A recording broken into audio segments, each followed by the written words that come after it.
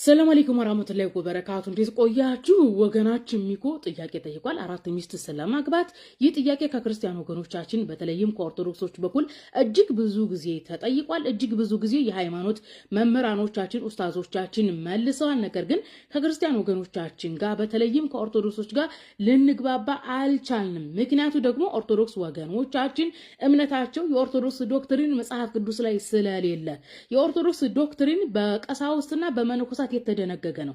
የኦርቶዶክስ ጋብቻ መጽሐፍ ቅዱስ ላይ የሌለ መነኩስና ዶክትሪን የደነገገው ነው። አንድ ብቻ አግባ የሚለው ነገር ማለት ነው።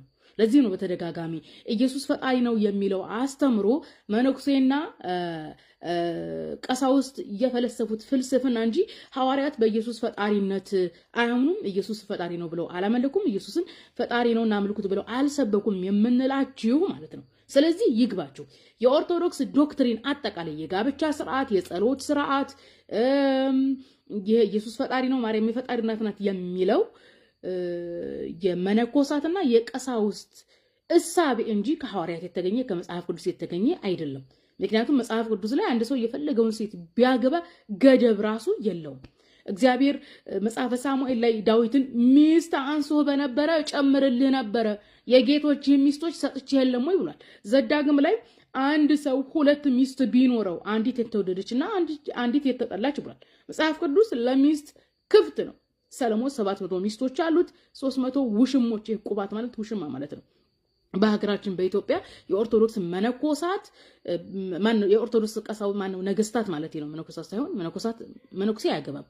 የኦርቶዶክስ ነገስታት ብዙ ሚስት ሲያገቡ የነበሩ ናቸው። ተግባብተናል። ስለዚህ ሚኮ አንተና መሰል ኦርቶዶክሶች ይህን ጥያቄ የምትጠይቁት የመነኩሴና የቀሳውስትን ዶክትሪን መሰረት አድርጋችሁ እንጂ መጽሐፍ ቅዱስን መሰረት አድርጋችሁ አይደለም። በመጨረሻ አምላካችን አላህ ሱብሃነሁ ወተዓላ በተከበረ ቃሉ ቁርአን ላይ ስለ ጋብቻ አንድ ሰው ከቻለ አንዲትን ሚስት ብቻ ያግባ፣ ኢስላም ብቻ ነው አንዲትን ሚስት ብቻ ያግባ ብሎ ለወንድ የፈቀደው። እንግዲህ ከቻለ 2 3 4 የተባለው ምንድነው? በዛን ዘመን ሰዎች እስከ 20 ሚስት ከዛም በላይ ያገቡ ነበር። አስባችሁታል? አንድ ወንድ 20 ሚስት 30 ሚስት ሲያገባ። ስለዚህ ወንዶችን ለመከልከል የመጣ ህግ እንጂ ኢስላም ከመሬት ተነስቶ ወንድና 4 አግባ እያለ አይደለም። ኢስላም የፈቀደው ለአንድ ወንድ አንዲት ሚስት ብቻ ነው።